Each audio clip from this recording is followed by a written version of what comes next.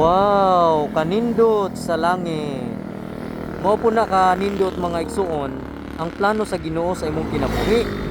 Maong pangutan ay imong kaugalingon, may plano ba ka magpaduol sa Ginoo? Kanus ka magpalayo sa Ginoo? Magpaduol ba lang ka sa Ginoo kung may problema ka? Ingnon ti ka igsuon, karon ang panahon para magpaduol ka sa Ginoo.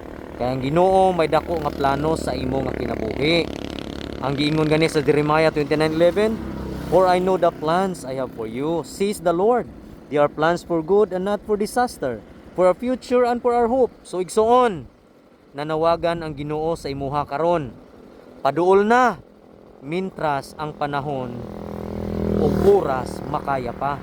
Paduol na kay basin moabot ang panahon mismo imong lawas di na kaya kay tigulang na ka. So karon nga bagsik pa ka, himsog pa ka, paduol na sa Ginoo kay ang Ginoo nagapanawag sa imo. God bless igsoon.